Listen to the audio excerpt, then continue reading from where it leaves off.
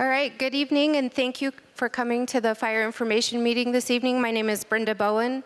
I'm the information officer with the Rocky Mountain Type 1 team. The purpose of this meeting tonight, as you can see by the agenda, is to provide you an update of the Bald Mountain and Pole Creek fires. Before we get started and run through the agenda and talk to you about the meeting, I just have a couple of announcements. Over on the chairs on either side of these front doors that you came in, there are some white information cards. They have an official fire information logo on them. These are the official sources of information about each of the fires from the incident management teams that are managing those. So if you haven't grabbed one of those cards, please grab one on your way out. The Great Basin 1 team would like me to announce that there is a public meeting tomorrow night in Mapleton at the Maple Mountain High School at 7 p.m. Okay, so the agenda for tonight, again, the purpose of this is to provide you a fire update. So we'll start with the incident commander for Bald Mountain, provide you an operations update on the Bald Mountain fire, then move over to Pole Creek. There are two Type 1 incident management teams that are managing these fires jointly yet separately. So we'll talk a little bit about that and how that's working in our coordinated effort with the suppression of both of those fires. We will then provide you an evacuation update and then some final comments from our agencies, the Forest Service and the DNR.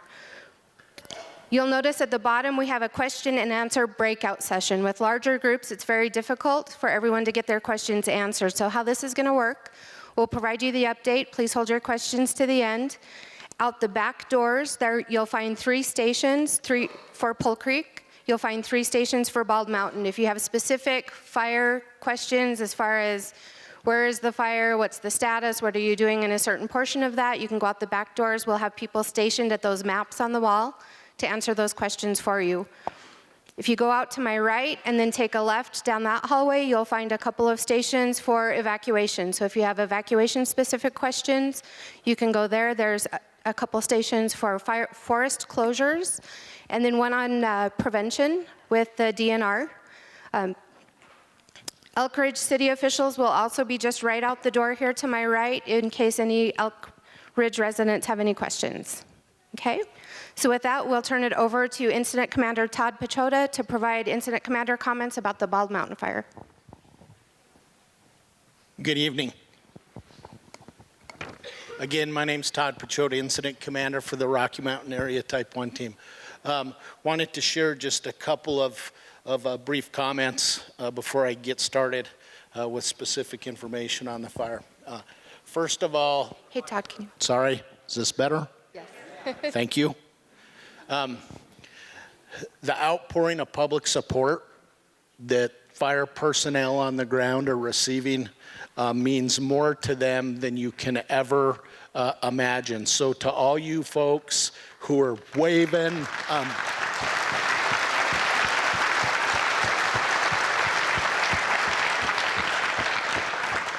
those little gestures go a long way to getting them up the next ridge to do their job. So I know they're grateful.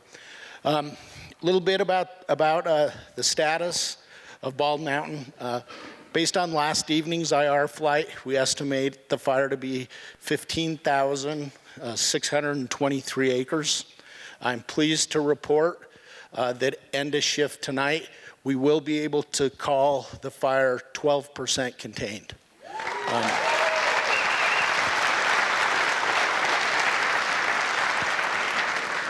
There are approximately 671 personnel actively engaged in all aspects of management of the fire. And as I think you've heard over the last several days, our number one priority and our number one objective is to provide for incident responder and public safety. And there have been no serious accidents or injuries to either the public or to fire suppression personnel to date. We're going to strive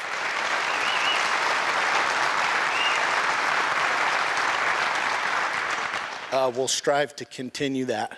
I know it's important to everybody here, and as of about 20 minutes ago on the Bald Mountain fire, There are no structures that have been lost, and everything is still standing. So that's another wonderful thing.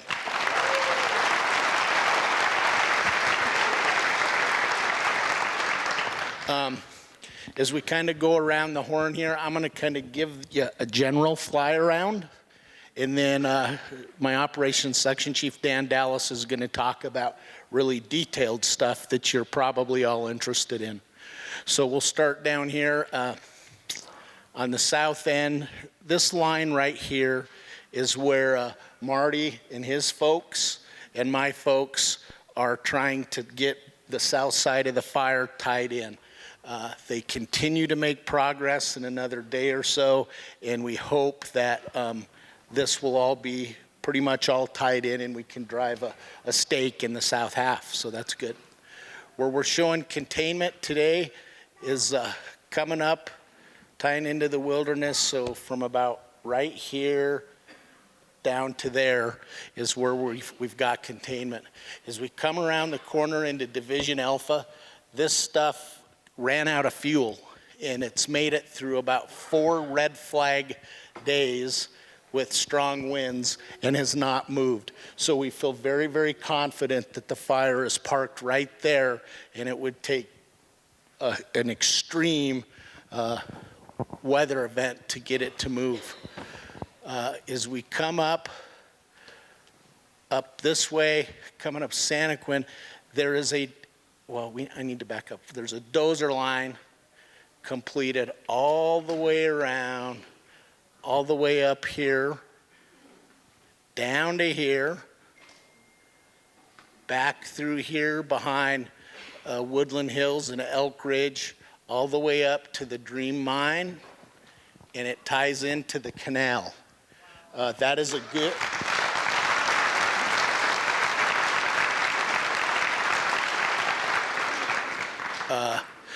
The reason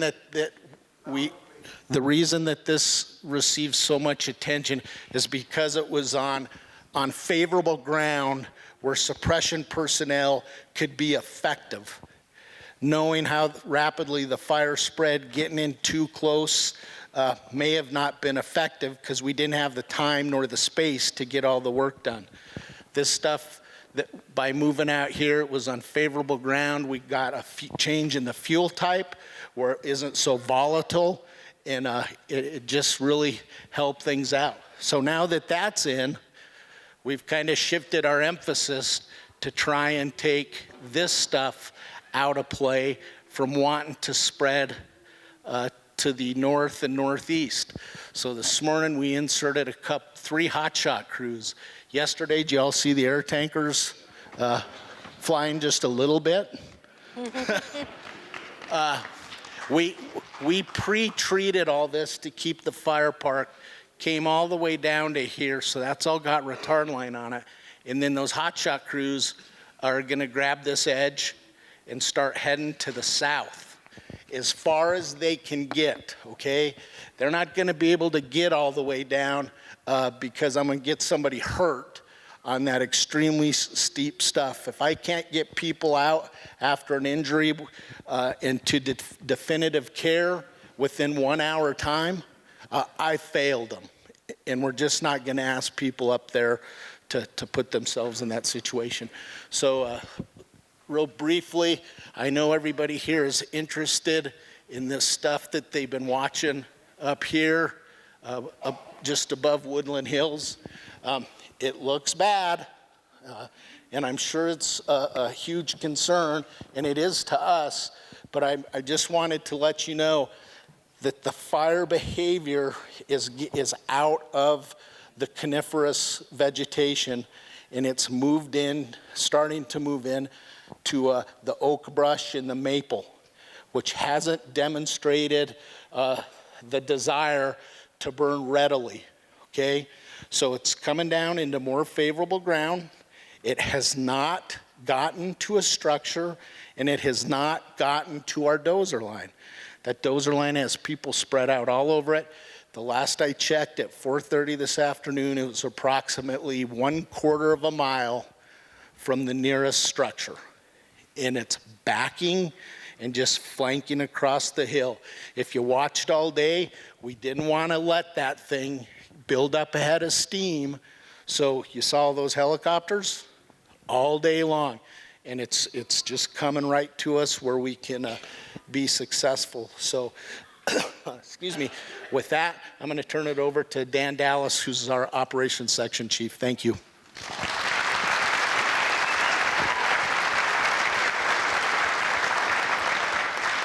Thanks, Todd. Again, Dan Dallas, operations section chief. Just got a quick comment. You know, we go through books, we do training to do all this stuff. And it's kind of like, you know, for an operations section chief, you need to know how to, you know, basically put out the fire, and you need to know this, and you need to know that. And kind of ways down that list is you need to make sure the boss understands what you're doing. How'd I do?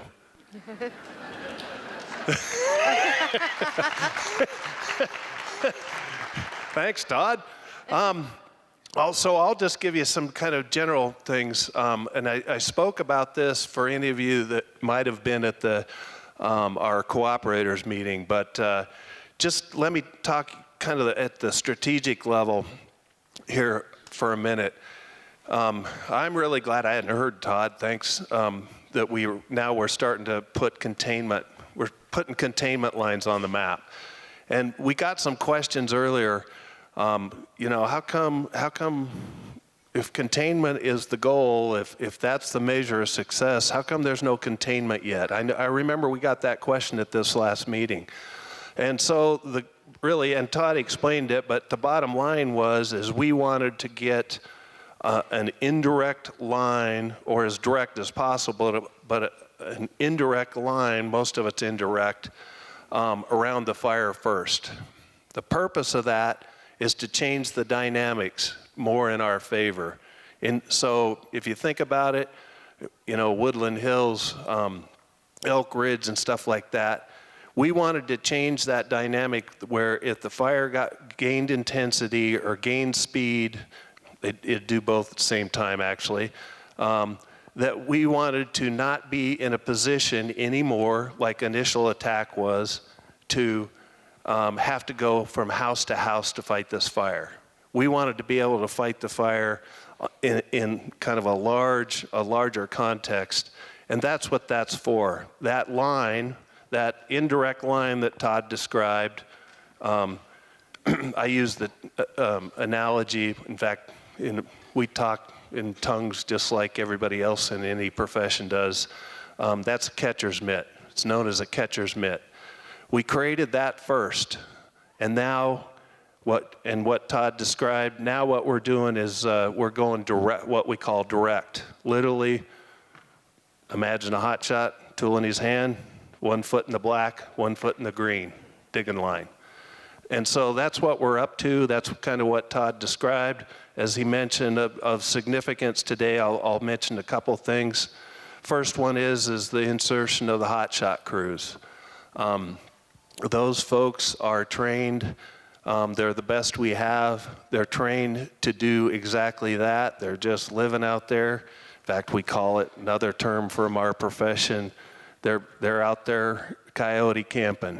They're just living out there and they're working. We're supporting them with food and water and all the things they need. But they're living on top of the mountain right here, and their whole intent is, you know, dawn to dark, away they go.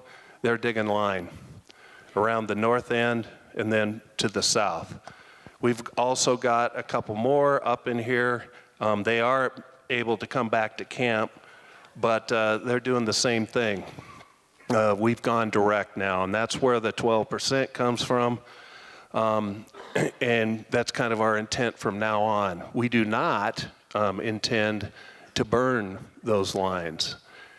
I know some of the Santaquin folks, I've heard the story kind of over and over. So about 18, 20 years ago, there was a fire.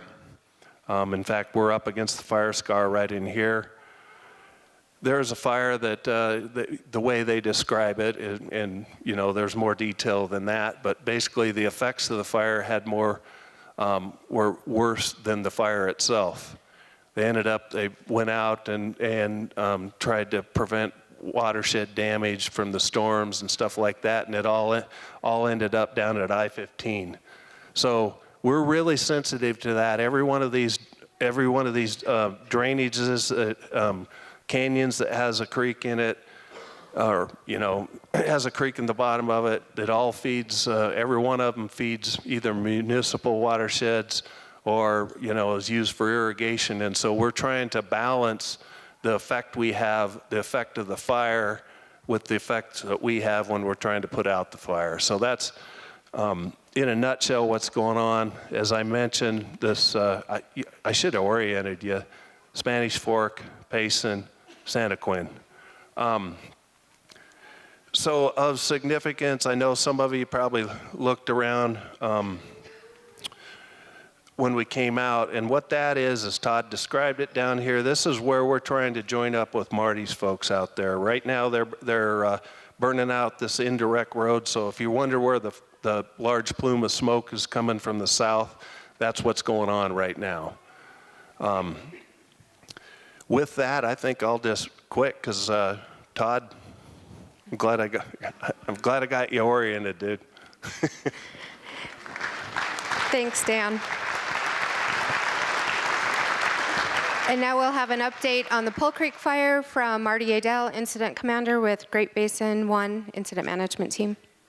Good evening. Once again, my name, everybody hear me just fine? Hold it straight. There you go.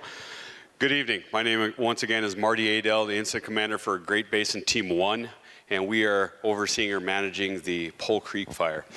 Currently, as we mapped the fire last night with some infrared or IR flights, we were at 74,509 acres. We currently have 880 individuals on the fire at this time, and we're showing 25% containment. What I'll do is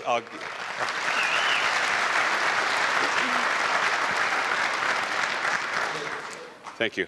What I'll do is give you a wraparound of what we've got going on our side of the fire, and then afterwards take some questions back after this is over. So, but first I'd like to reiterate exactly what Todd had stated. 2 points. One, we are working hand in glove together. We are, as you can see, there's multiple people here from Great Basin team and Todd's team. We're PIOs. The information's all coming through one conduit. The operations individuals are working together. In fact, much to our appreciation, Todd, when his group is finishing up, we're grabbing a lot of the helicopters, the hotshot crews, using them for a couple hours, maybe a day, and then bouncing them back. And so it's all going back and forth. So we're trying to be as efficient as we can. And secondly, before I really jump into this, I'd like to extend my appreciation, just as Todd did, to the community. We have, for years, we've gone all over the place, all over the West, fighting fire in capacities as a ground pounder up to the incident management team that you see here before us. And we must say that we are very impressed with the outpouring. We know that you are put out of your homes, you're inconvenienced due to whatever, lack of electricity in some spots where we had to shut it off, shutting down the roads, or having eliminated it to natural gas, and we have not heard a complaint. The only thing we've heard so far is thank you, and how can we help? So, thank you.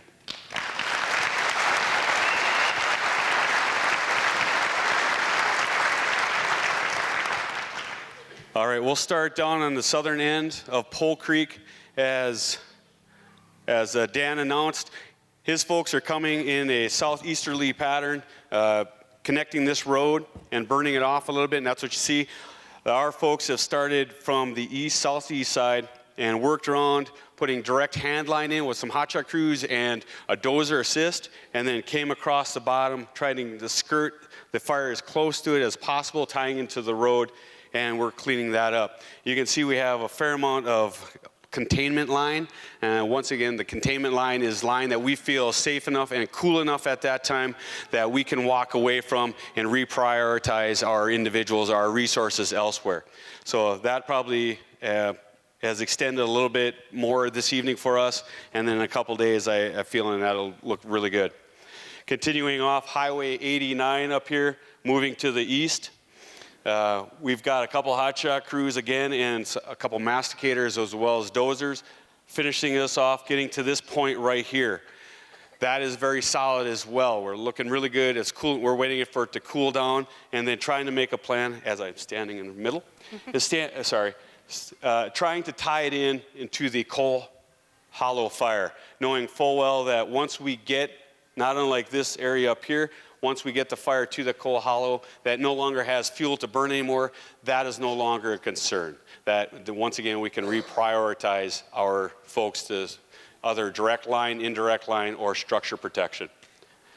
Coming up and around up to Highway 6 on the east side of the flank there, you probably see we got a little bit of black line along the highway, and that here about a day and a half ago we had a strong push out of the southeast with winds that pushed it towards that road. Our division supervisors and crews were Johnny on the spot, if you will, and were able to start backburning from the creek that follows that road back up and meet that fire rather than have it come down and potentially jump over or push that road. That same day, we did have this portion of fire right here run down the road the same way, and they did basically the same thing, tried to control that right along there by a back burn. Before I go up into this northern portion, we talk about the Highway 89 corridor. This is pretty interesting. You can see there's some black line down low where we were able to put some dozer line in, protect some structures, burn out around them so not to harm any of them. From that point, that's been pretty stable on both sides, especially on this west side. On the east side here, we had to start doing a little bit of backburning, a little bit more structure protection. And currently we're coming down from the top here, finishing up this line on both sides, and most likely be turning that into containment line or black line on our map here in another day or so. Up here, this is where it's been most sporty as of late. We had a couple days ago where, as I was stating, this was making a run for the road. We were down on the road and it spotted anywhere from a 3/8 of a mile to a half a mile up over the canyon. As anybody's driven in that canyon, you know it's very tight. Fuels are very susceptible to anything, and we had a start right there.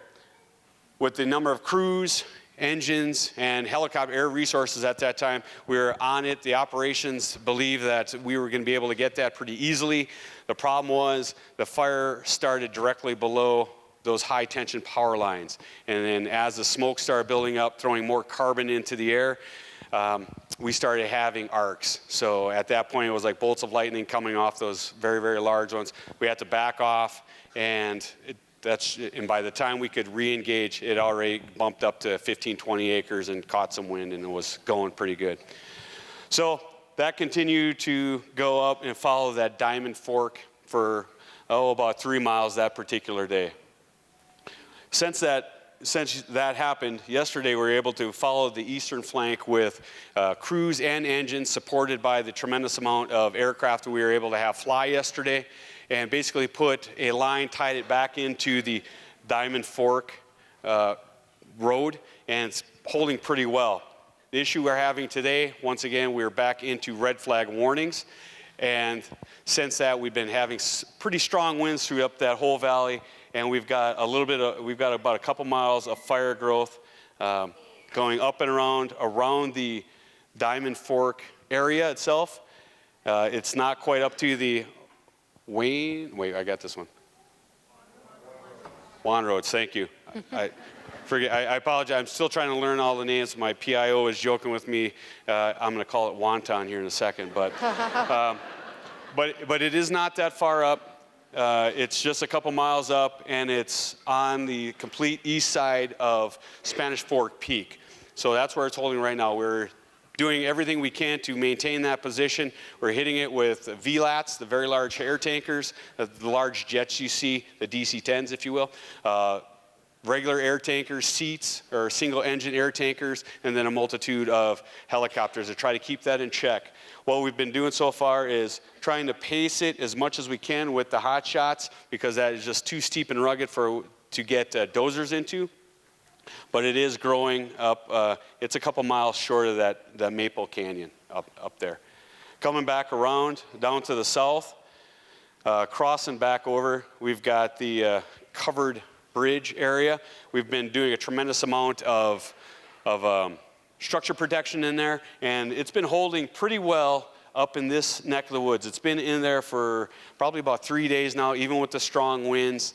And we've been keeping that in check, not too much different than Todd and his group with the helicopters and kind of monitoring it from right there. So that's what we've been having for the past day, and that's our plan, or what we've done today.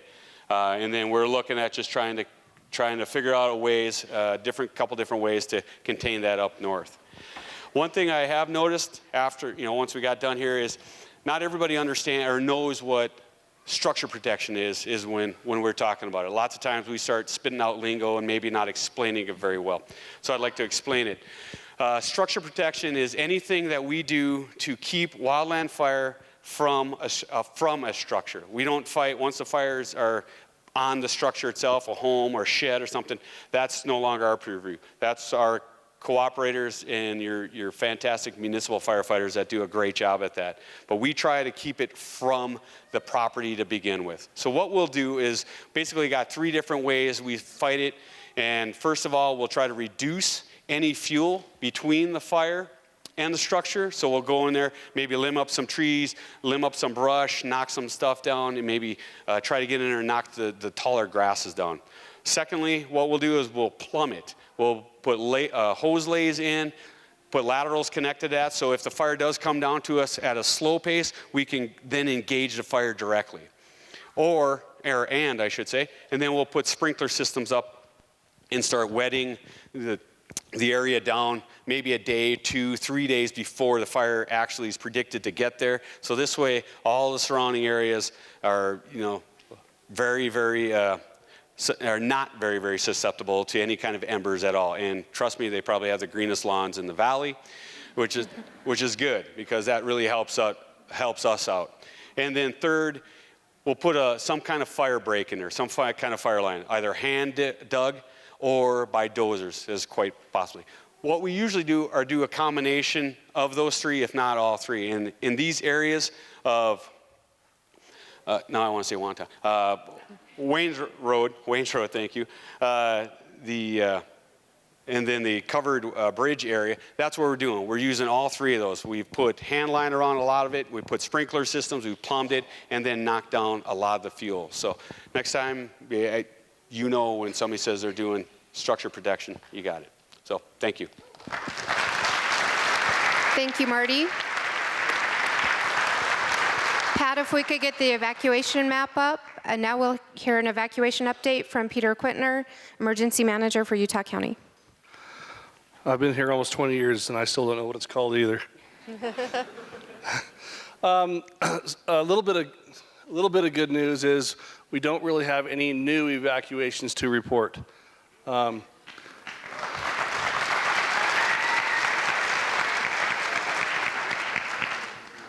After a while of being with these guys, you realize they're true professionals. They're masters at their trade, and they really have your best interests at heart. It's like they live in the very communities they're protecting, and it's really a good feeling to know we have these kind of people working with us in our communities.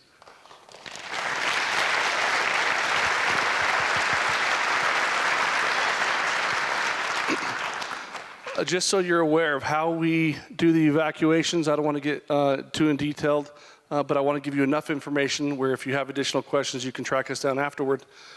We've divided the areas into different zones, and those zones we are pre-loading. And the reason we preload those zones is when a fire gets to a certain point and behavior is such that we need to evacuate or change a status to a pre-evacuation status. We take the input from the fire personnel and we enact those.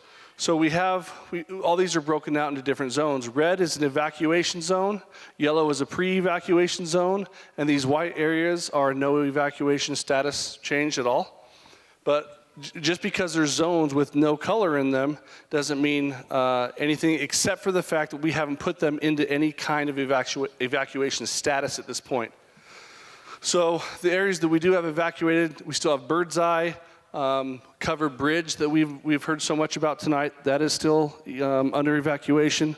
We have areas in Woodland Hills and Elk Ridge, and there's the Right Fork Hobble Creek area. After it splits, Left Fork and Right Fork, that is evacuated all the way down to SR6. In pre-evacuation, we've got the Left Fork, Hobble Creek, all of this out here, Sheep Creek, Joel, just east of that, all the way down to the county line down here. And we also have some small areas in Salem that there are some pre-evacuation zones. And we also have Spanish Oaks, which is in pre-evacuation as well. I do want to say that we are working hard with these communities, Elk Ridge, Woodland Hills, and anywhere else that is evacuated. When you have special needs, all you have to do is contact us. We will address those special needs. Sometimes we can accommodate you with our manpower. Unfortunately, sometimes we have to, take care of some of the more pressing needs first before we can get to you. But our goal is to be sensitive to what the community needs from us as far as law enforcement and as far as, if there's vital medications you have at home, any of those types of situations, we want to do our best to get you what you need. And so we are working hard. We just ask that you be patient with us. You guys have been amazing as a community.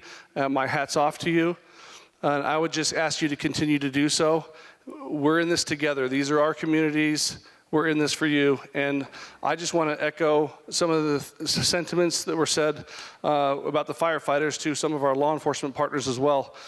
It doesn't matter what city, we're getting law enforcement agencies from all over the valley that are assisting in the communities. It's not their home communities, but they're willing to help out, and they're doing it all day long. So it's great to see that participation.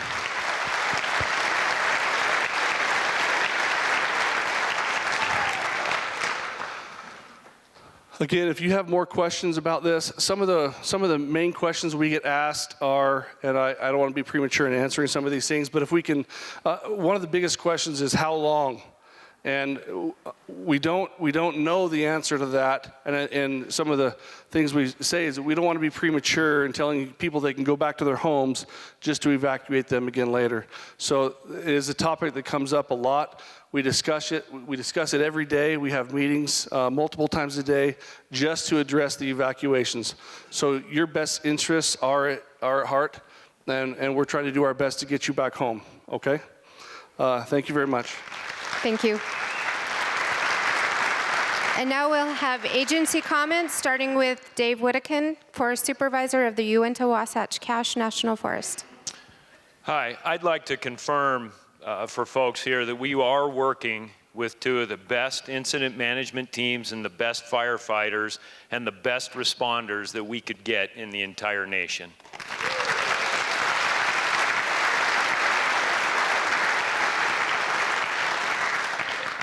And as it was mentioned, they do take this seriously, and they are treating it as though they are from these communities.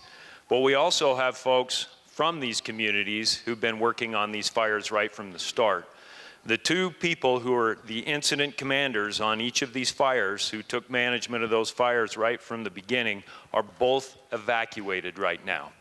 Their families are out of their homes. They are you.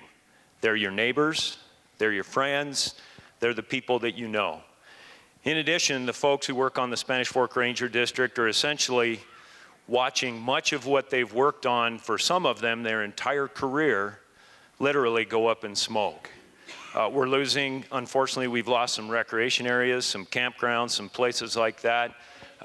You can see it in their eyes as you talk to them. They're not sure how to react to this. They're not sure what they're going to do. They recreate here. They work here. We, and I truly care about the resources that are out there, and they are magnificent resources, and we will do everything that we can to restore these areas and to bring them back and to be able to allow people to use them. It's also important to recognize the efforts that folks took right at the beginning of this. As these fires started to run, we had a lot of county responders, municipal responders, we had law enforcement, and they were doing everything that they could. They helped protect and save many of the structures that are out there.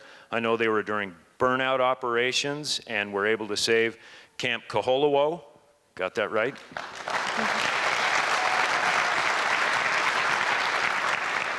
They were able to help save Mutual Dell, Boy Scout camp.